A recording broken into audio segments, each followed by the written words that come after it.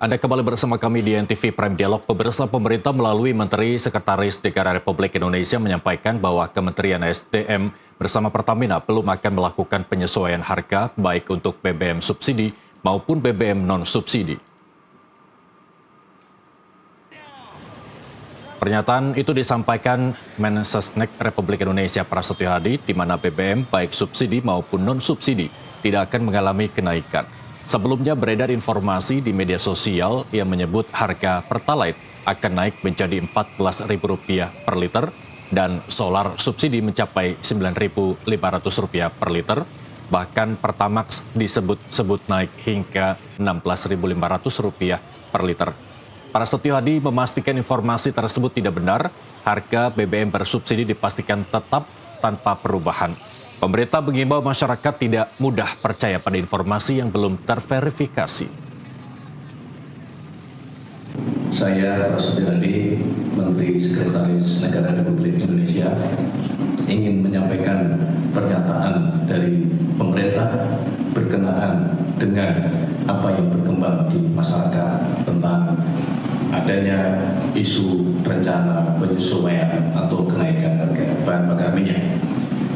Jadi perlu kami sampaikan bahwa setelah kami melakukan koordinasi dalam hal ini pemerintah dan Kementerian ESDM bersama dengan Pertamina dan atas petunjuk dari Bapak Presiden selalu mengedepankan kepentingan rakyat dan kepentingan masyarakat di dalam mengambil sebuah keputusan. Oleh karena itulah Pertamina menyatakan bahwa Pertamina belum akan melakukan penyesuaian harga baik untuk BBM subsidi maupun BBM non-subsidi. Kami berharap dengan pernyataan ini masyarakat dapat mendapatkan informasi yang lebih jelas, yang lebih akurat, dan kami berharap masyarakat tidak perlu panik, tidak perlu resah, karena ketersediaan BBM kami jamin, kita jamin, dan harga tidak terjadi penyesuaian. Demikian yang dapat kami sampaikan.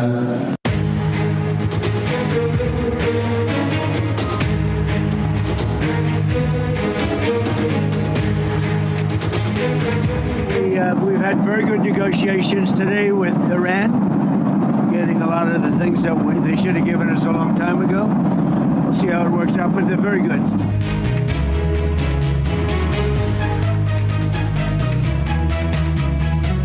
نداشتیم آنچه که بوده ارائه درخواست مذاکره همراه با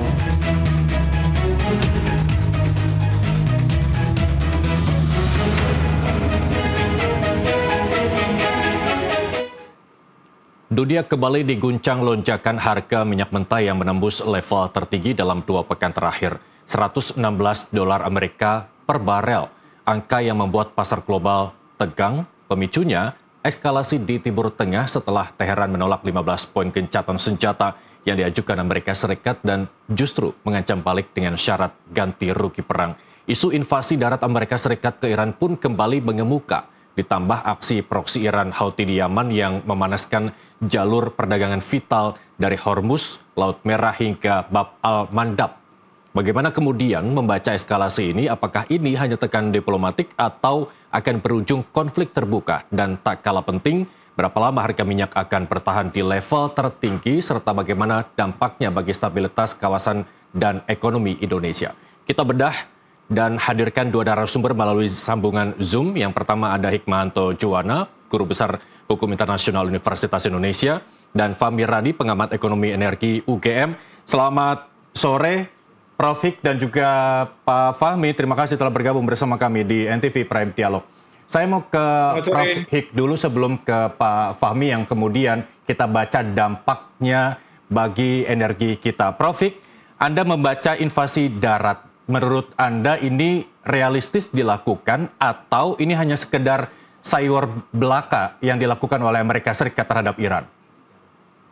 Ya, sampai dengan hari ini posisinya adalah Amerika Serikat belum mau melakukan serangan darat meskipun mereka sedang mempersiapkan pasukan itu apabila sewaktu-waktu diperintahkan oleh Presiden Trump. Jadi yang saya dengar ada 10.000 anggota pasukan darat yang sedang dipersiapkan. Memang sekitar 6.000 sudah diturunkan di Timur Tengah. Awalnya 2.500 dari marinir, lalu kemudian ada 3.500, jadi udah 6.000, termasuk yang dari 82nd Airborne itu sekitar 1.000 yang akan deploy. Tapi dengan catatan begini, dugaan saya tidak akan masuk ke wilayah Iran, daratan ya. Karena kalau misalnya di Iran, tentu Iran sudah sangat siap untuk menyambut mereka. Dan Iran juga sudah menyampaikan bahwa siap-siap untuk menghadapi neraka lah gitu ya, kira-kira seperti itu. Oke. Nah, tapi yang akan dilakukan itu adalah akan menguasai Kirk Island. Kirk Island ini di mana ada fasilitas listrik yang besar, kemudian juga minyak dari Iran. Nah, idenya kan sebenarnya Trump itu akan melakukan serangan untuk fasilitas listrik, ya. Namun kalau misalnya serangan itu dilakukan, itu akan menghancurkan dan itu bisa saja Amerika Serikat dipersalahkan karena ini tidak sesuai dengan hukum perang. Karena ini untuk fasilitas umum.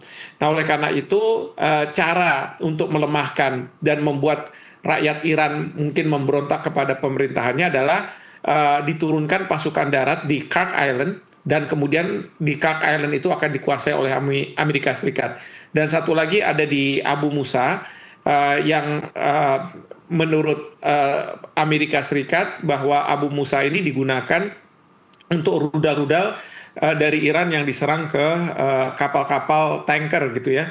Jadi upaya untuk membuka Selat Hormuz dalam perspektif Amerika Serikat adalah menguasai Kirk Island dan kemudian Abu Musa untuk kemudian Iran tidak lagi melakukan serangan-serangan ke kapal-kapal yang akan melewati Selat Hormuz. Jadi seperti itu. Prof. Hik, sesiap apa Iran menyebut Amerika Serikat? Kalau boleh Anda gambarkan selama perjalanan perang antar negara di dunia ini ketika invasi darat itu dilakukan. Kita bicara soal head-to-head saja Amerika dengan Iran begitu ya. Dari luas jangkauan wilayah, demografi, geografi, dan kemudian juga jumlah populasi masyarakatnya begitu. Seberapa besar kemudian invasi darat ini bisa menentukan siapa yang menang dan siapa yang kalah dalam setiap perperangan antar negara? Ya, yang pasti bergantung pada ketahanan dari negara yang diinvasi. Saya ambil contoh misalnya Vietnam. Vietnam itu Amerika Serikat akhirnya kalah, dia harus keluar ya dari Vietnam. Lalu kemudian Afghanistan juga seperti itu, mereka juga harus keluar begitu. Memang yang menjadi berat dalam serangan ke suatu negara itu adalah serangan darat. Kalau serangan udara bisa mereka mengirim rudal dan drone dan lain sebagainya. Tetapi kalau sudah sampai serangan darat, ini pertanyaannya adalah berapa pasukan darat yang akan diturunkan dan apakah pasukan darat yang akan diturunkan ini akan disambut oleh rakyat setempat, ya. Kayak misalnya pada waktu Rusia menyerang Ukraina, tadinya pasukan darat Rusia sudah mulai masuk ke Kiev, ibu kota. Tetapi kemudian tidak disambut oleh rakyatnya yang tadinya ekspektasinya adalah disambut. Sehingga mereka akan sama-sama untuk menurunkan pemerintahan Zelensky. Ini yang terjadi pada waktu Irak, pasukan Amerika Serikat masuk, lalu kemudian disambut, dan kemudian memang kemudian menurunkan Saddam Hussein. Ya, itu pada saat itu berhasil. Nah, terkait dengan Iran ini, seperti saya katakan, bahwa pasukan darat ini tidak diintensikan untuk ke wilayah daratan Iran yang sangat besar, dan saya yakin pasukan Iran di sana ada sekitar 1 jutaan pasukan yang akan siap menghadapi pasukan Amerika Serikat. Kalau misalnya katakanlah 10.000, 15.000 dibandingkan dengan 1 juta, itu kan sangat kecil itu sebenarnya. Oleh karena itu, pasukan darat yang dimaksud oleh Amerika Serikat dengan jumlah yang sangat terbatas itu sebenarnya ya di Kirk Island, di Abu Musa, atau di wilayah yang ada pembangunan senjata nuklir untuk kemudian diturunkan di sana dan mengamankan di sana. Karena kalau misalnya serangan udara itu tidak akan bisa menyelesaikan secara tuntas. Oke, dari contoh yang Prof. Vik sampaikan ketika Vietnam melawan Amerika Serikat via jalur darat, semakin jelas bahwa Amerika Serikat ini tidak unggul dalam invasi darat, begitu ya, Prof. Vik, lebih singkatnya ya?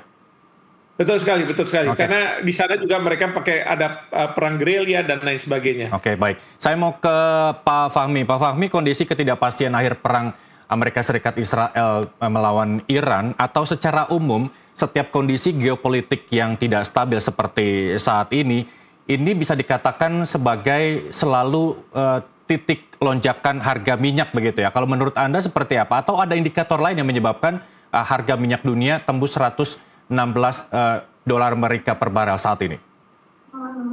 Ya, saat ini perang dampaknya agak berbeda gitu ya dengan perang-perang sebelumnya, misalnya Ukraina melawan Rusia itu ya. Ya. Perang kali ini itu memberikan dampak dua hal sekaligus. Yang pertama adalah kelangkaan pasokan minyak. Kemudian yang kedua, kenaikan harga minyak yang sekarang sudah mencapai 116 dolar itu ya. Nah, dalam kondisi dua hal tadi ini memicu adanya krisis energi global yang dialami hampir semua negara itu ya, termasuk Indonesia tadi. Nah, kalau perangnya masih berlanjut, maka kondisi ini bahkan bisa lebih memperburuk gitu ya. Nah, dalam kondisi itu Indonesia dihadapkan pada pilihan yang tidak mudah, apakah menaikkan harga BBM untuk menyelamatkan APBN atau menyelamatkan beban rakyat dengan mengorbankan APBN tadi. Tampaknya hari ini pemerintah sudah memutuskan untuk lebih meringankan beban rakyat dengan tidak menaikkan harga BBM. Cuman pertanyaannya adalah dari mana dana yang akan digunakan untuk menambal APBN untuk menutup subsidi tadi gitu ya. Kalau misalnya menggunakan sumber utang seperti sebelumnya, ini saya kira sudah terlalu sulit karena utang Indonesia sudah terlalu besar dan ini bisa melanggar undang-undang yang membatasi sampai 3% dari PDB tadi gitu ya. Nah, satu-satunya yang bisa dilakukan dengan untuk menambal APBN agar subsidi tetap diberikan adalah melalui relokasi anggarannya sudah ditetapkan, misalnya relokasi anggaran MBG, relokasi anggaran Koperasi Merah Putih gitu ya. Nah, tanpa itu saya kira terlalu berat bagi Indonesia usaha untuk APBN tadi gitu ya, untuk menanggung beban tadi sehingga defisitnya akan semakin besar itu, Mas. Oke, baik.